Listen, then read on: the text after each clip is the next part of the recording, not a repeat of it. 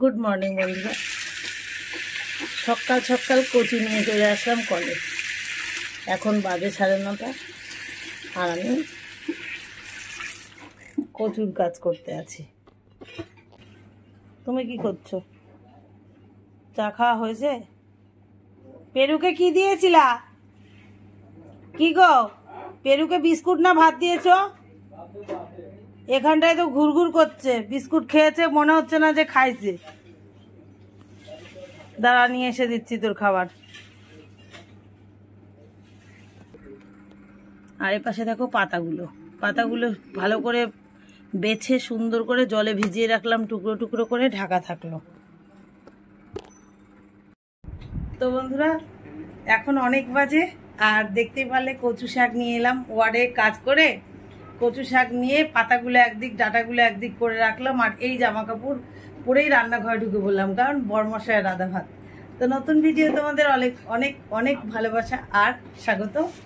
নতুন ভিডিওতে তোমাদের অনেক ভালোবাসা, বড়দের প্রণাম, ছোটদের ভালোবাসা। এখন খাবো আমি কি দিয়ে? সিদ্ধ ভাত।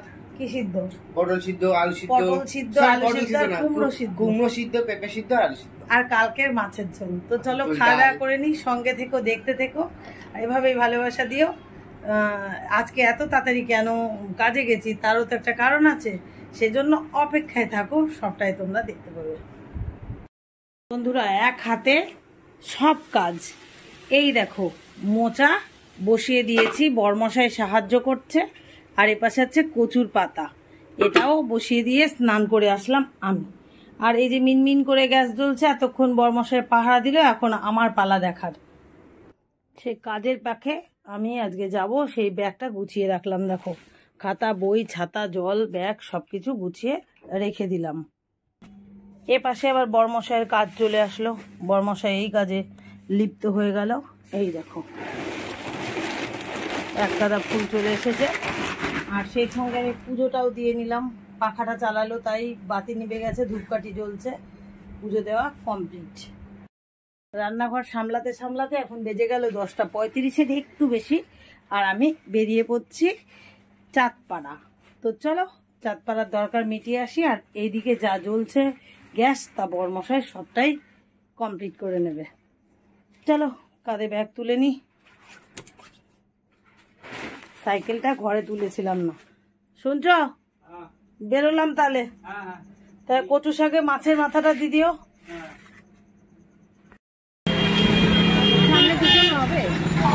চলো সামনে বসে পড়ি। ও পিছনে বসতে পারে নাকি দেখি। জয়ন্তী যদি পেছনে বসে, আমি এক্ষুনি সামনে বসে যাবো। আমার জায়গা নাই, একটা আছে, একটা, হ্যাঁ আছে। দেখি আসো, জিজ্ঞাসা করি।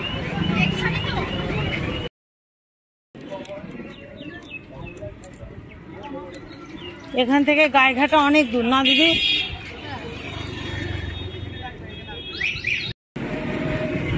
এবার হও বাবা, 14 বার। চলো, গাড়ির স্ট্যান্ড না তুলে চালিয়ে চলে যাচ্ছে, তাও আবার পেছনে একটা বয়স্ক লোককে নিয়েছে।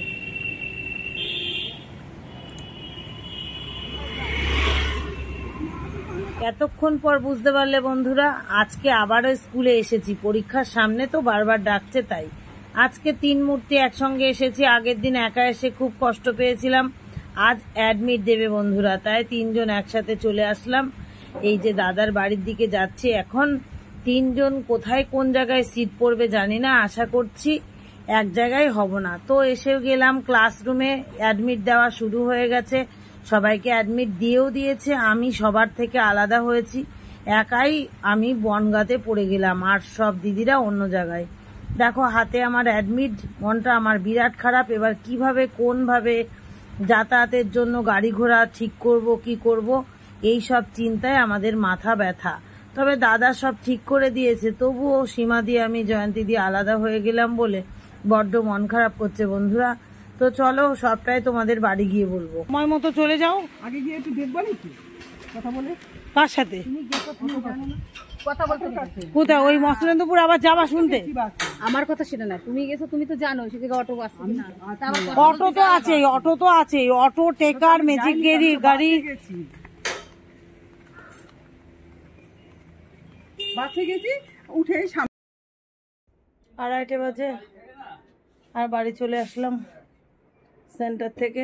সমস্ত অ্যাডমিট যা কিছু দেওয়ার সমস্তটা দিয়ে দিল, আর বলল আর না গেলেও হবে, একটা দিনের জন্য সবার সঙ্গে আলাপ করার জন্য ডাকবে, সেটা গ্রুপে মেসেজ দিয়ে দেবে। কিন্তু ভয়ানক ব্যাপার হচ্ছে আমার বনগাঁতে সিট পড়েছে।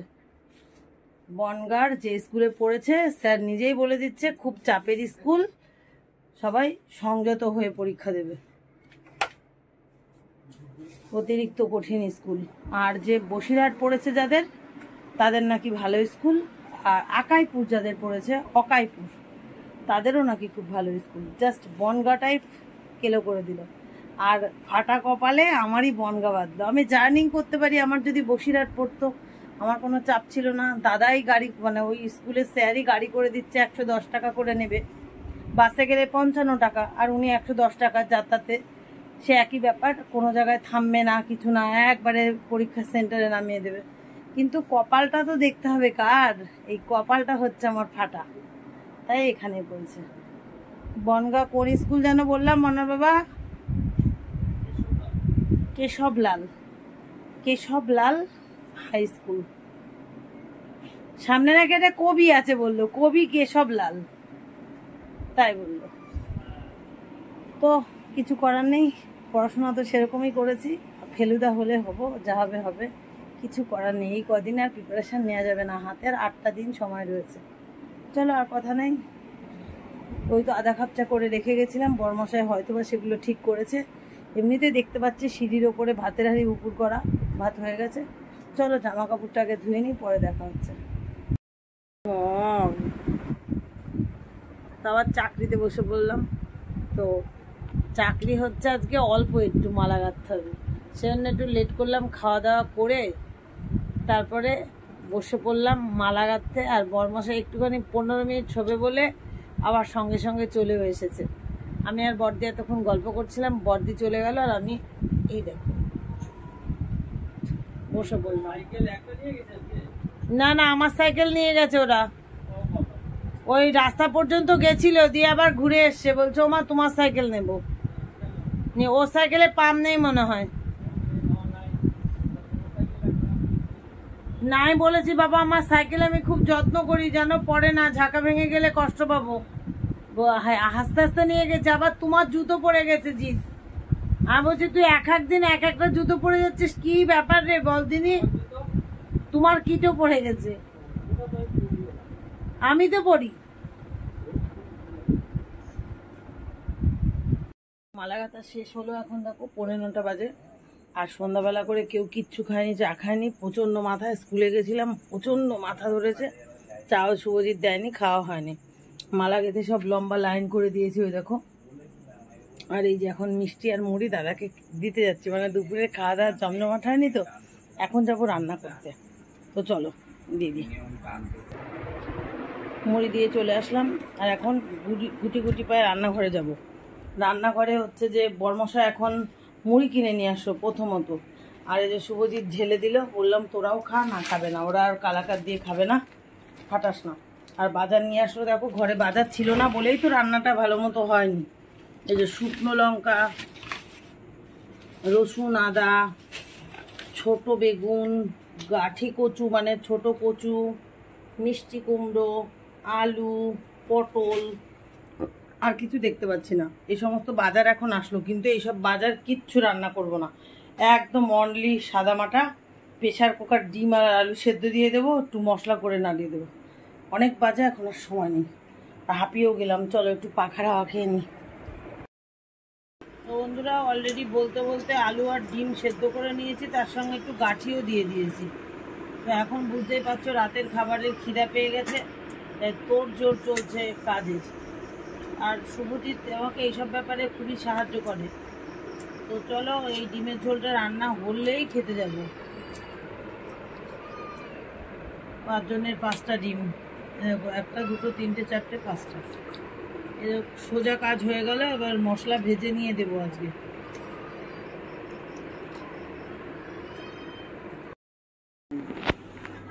রান্না কমপ্লিট আর ভাত বাড়া শুরু। এই যে 3 জনের ভাত বাড়া হলো, আর একজনের ভাত বাড়লে হবে। আর তার আগে দেখো লাল লাল ঝোল কেমন হয়েছে।